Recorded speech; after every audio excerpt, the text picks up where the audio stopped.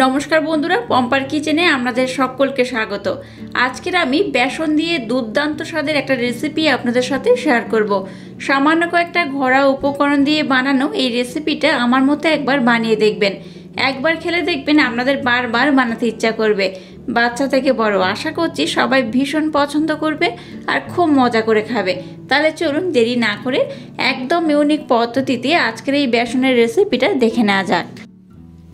আজকে এই বেসন দিয়ে অপূর্ব স্বাদের রেসিপিটা বানানোর জন্য এখানে দেখুন আমি এই বাটির মাপ করে এক বাটি বেসন নিয়ে নিয়েছি। বেসনটাকে দিয়ে দিলাম। এবার দেখুন ওই একই বাটির মাপ করে এখানে আমি এক বাটি জল নিয়েছি। এখানে আমি জলটাকে অল্প অল্প দেবো আর এটাকে খুব ভালোভাবে ব্লেন্ড করে নেব। একেবারে সমস্ত জলটা দিয়ে দেবেন না, অল্প অল্প দেবেন আর এইভাবে কিন্তু ব্লেন্ড করবেন। দেখুন এখানে আমি সম্পূর্ণ এক বাটি জল ব্যবহার করলাম। এবার এখানে দিয়ে দেবো সামান্য একটু লবণ, হাফ চামচ দিয়ে দেবো কর্নফ্লাওয়ার, সামান্য একটু বেকিং সোডা দিয়ে দিলাম। আবার সমস্ত উপকরণ একসাথে আমি খুব ভালোভাবে ব্লেন্ড করে নেব। এটাকে মিনিমাম 10 মিনিট সময় দিয়ে কিন্তু খুব ভালোভাবে ব্লেন্ড করতে হবে। এই ব্যাটারটাকে যত সুন্দর করে ব্লেন্ড করবেন আজকের রেসিপি কিন্তু ততটাই অপূর্ব হবে। আর ঘনত্বটা আমি একবার আপনাদের দেখিয়ে দিচ্ছি। দেখুন, এই দেখুন ঘনত্বটা কিন্তু এইরকমই হবে, খুব পাতলা নয় আবার খুব ঘন নয়। দেখে বুঝতেই পারছেন কেমন হয়েছে। এই দেখুন, এই একটা আমি চামচ নিয়েছি, চামচটার মধ্যে এইভাবে দেখুন দাগ দিয়ে দিচ্ছি। তার মানে এই দেখুন কত সুন্দর দাগ পড়ে যাচ্ছে, কেউ কিন্তু স্প্রেড করছে না, দাগের উপরে দেখতেই পাচ্ছেন। এই দেখুন এইরকম কিন্তু ব্যাটারের ঘনত্ব হবে।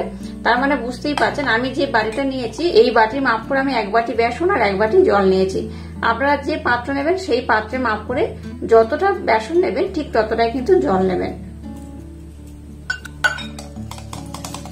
এবার এটাকে আমি 10 মিনিট ধরে খুব ভালোভাবে ব্লেন্ড করে নেব।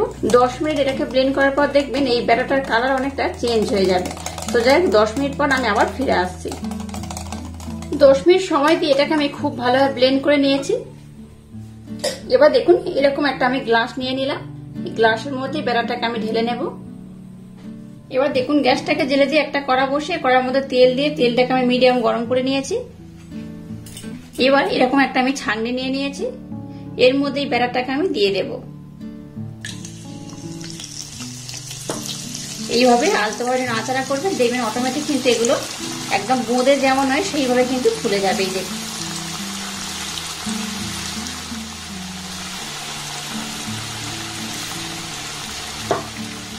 দেখুন কত সুন্দর করছে। দেখুন একটু এইভাবে একটু নাড়াচাড়া করবেন, দেখবেন অটোমেটিক কিন্তু সবগুলো তেলের মধ্যে পড়ে যাবে।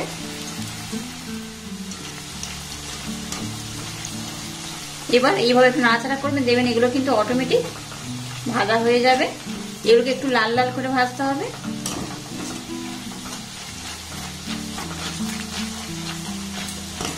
বোঁদে যেমন হয় ঠিক কিন্তু বোঁদের মতোই হচ্ছে, দেখতেই পাচ্ছেন। একরকম কিন্তু এটা বোঁদেও বলতে পারেন আপনারা। তবে আজকে এটা দিয়ে আমি দারুণ একটা রেসিপি আপনাদের সাথে শেয়ার করব। এগুলোকে প্রথমে একটু লাল লাল করে ভেজে নেব।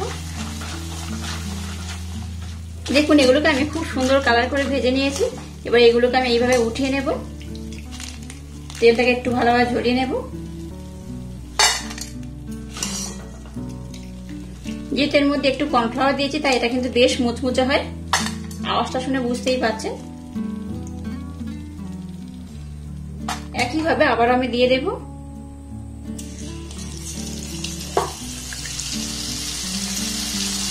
দেখুন কত সুন্দর হয়েছে, কত সহজে হয়ে যাচ্ছে, দেখতেই পাচ্ছেন।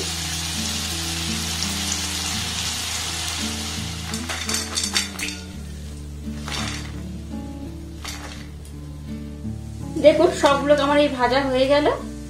সবগুলোকে এই পাত্রের মধ্যে আমি ভেজে উঠিয়ে নিচ্ছি। দেখুন কত ঝরঝর হয়েছে, দেখে বুঝতেই পারছেন এগুলো কিন্তু খুব ঝরঝর হয়। এই দেখুন হাতের মধ্যে দেখুন আওয়াজ হচ্ছে। এই দেখুন প্রত্যেকটা যদি একটা করেও ভাঙেন তাও দেখবেন খুব সুন্দর মুচমুচে আওয়াজ হয়। এই দেখুন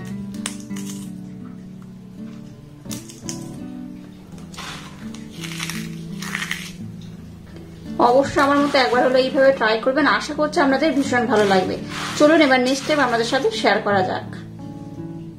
আবার দেখুন গ্যাসটাকে জেলে দিয়ে একটা কড়া বসিয়ে দিয়েছি আর কড়াটাকে একটু ভালোভাবে গরম করে নিয়েছি। এবার এই বাটির মাপ করে 1 বাটির একটু কম আমি চিনি দিয়ে দেব। আর যতটা চিনি দিয়েছি আমি ঠিক ততটাই কিন্তু এখানে জল দিয়ে দেব। দিয়ে দেবো সামান্য একটু এলাচ পাউডার আর এখানে দিয়ে দেবো অরেঞ্জ ফুড কালার, একদম সামান্য পরিমাণে 2-3 ফোঁটা দিলেই হবে। এবার এখানে একটা চিটচিটে শিরা আমি বানিয়ে নেব। ফুড কালার কিন্তু খুব বেশি দেওয়ার দরকার নেই, 2-1 ফোঁটা দিলেই হবে। 2-1 ফোঁটা দিলে কি হবে, এই রেসিপিটা কিন্তু কালারটা খুব সুন্দর হবে। আবার আপনারা কিন্তু এটাকে অ্যাভয়েডও করতে পারেন, না দিলেও চলবে, আর দিলেও কিন্তু দেখতে খুব সুন্দর লাগবে। শিরাটাকে দেখুন আমি কিন্তু একটু চিটচিটে ভাব করে এটাকে আমি জাল দিয়ে নিয়েছি, দেখাচ্ছি দেখুন। এই দেখুন হাতের মধ্যে লেগে যাচ্ছে, দেখুন এটা তার সৃষ্টি, দেখতেই পাচ্ছেন। এই দেখুন এইরকম কিন্তু একতার হলে যেমন হয় সেই রকমই হবে। এবার যেগুলো আমি ভেজে নিয়েছি সেগুলোর মধ্যে আমি দিয়ে দেব, অল্প অল্প দেবো। এটাকে এইভাবে কিন্তু আমি খুব ভালোভাবে নাড়াচাড়া করে নেব। দেখুন যেগুলোকে আমি খুব সুন্দর করে বানিয়ে নিয়েছি আমি এর মধ্যে দিয়ে দিয়েছি। এবার গ্যাসের ফ্লেমটাকে লো টু মিডিয়াম রেখে এটাকে আমি কন্টিনিউ এইভাবে নাড়াচাড়া করব। দেখবেন এটা কিন্তু একদম ঘন হয়ে যাবে, একদম মাখো মাখো হয়ে যাবে।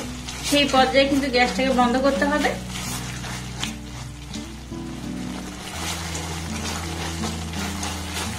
এইভাবে একটু নাড়াচাড়া করবে, নতুবা কিন্তু কড়ার গায়ে একটু লেগে যেতে পারে। তাই এইভাবে কন্টিনিউ এটাকে আমি নাড়াচাড়া করে নেব। দেখুন গ্যাসের ফ্লেমটাকে লো টু মিডিয়াম রেখে এটাকে আমি খুব ভালোভাবে কিন্তু জাল করে নিয়েছি। এই দেখুন এবার দেখুন একদম কিন্তু শিরাটাকে খুব সুন্দর করে অ্যাবজর্ব করে নিয়েছে আর শিরাটা কিন্তু একদম মাখো মাখো হয়ে গেছে, দেখতেই পাচ্ছেন। এই দেখুন কেমন হয়েছে দেখুন, এইরকম কিন্তু চিটচিটে হয়ে যাবে একদম। এবার আমি গ্যাসটাকে বন্ধ করে দেব।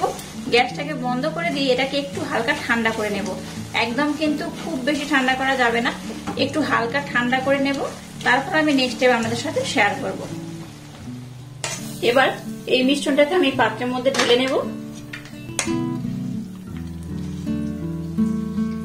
এবার এটাকে আমি একটু হালকা ঠান্ডা করে নেব, একদম ঠান্ডা করা যাবে না, একটু হালকা ঠান্ডা করতে হবে। দেখুন মিশ্রণটাকে আমি মোটামুটি একটু ভালোভাবে ঠান্ডা করে নিয়েছি, যাতে হাত দিতে পারবো সেরকম। খুব ঠান্ডা করলে কিন্তু এটা আবার জমে যাবে। আর হাতের মধ্যে অল্প একটু আমি জল নিয়ে নিলাম, একটু জল হাত নিলে কি হবে, এই গরমটা একটু কম লাগবে। তো এইভাবে কিন্তু একটু নিয়ে নিতে হবে।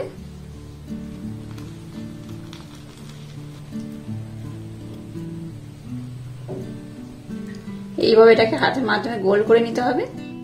এটাকে দেখুন আমি কিন্তু গোল করে নিয়েছি আর কত সুন্দর হয়েছে দেখুন। এটা কিন্তু অনেকটা লাড্ডুর মতো দেখতে হয়েছে।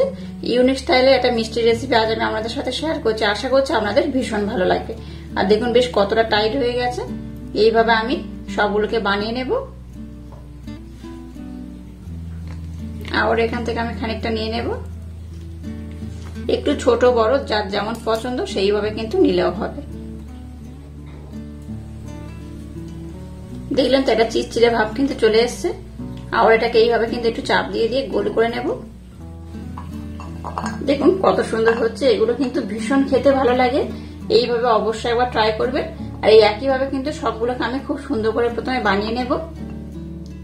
দেখুন মিষ্টিগুলোকে আমি খুব সুন্দর করে বানিয়ে নিয়েছি আর খুব সুন্দর করে এটাকে আমি ডেকোরেশন করে নিয়েছি। অবশ্যই আমার মতো একবার হলেও ট্রাই করবেন, একদম ইউনিক পদ্ধতিতে বানানো। এই মিষ্টিটা কিন্তু যে একবার খাবে বারবার বানাবে।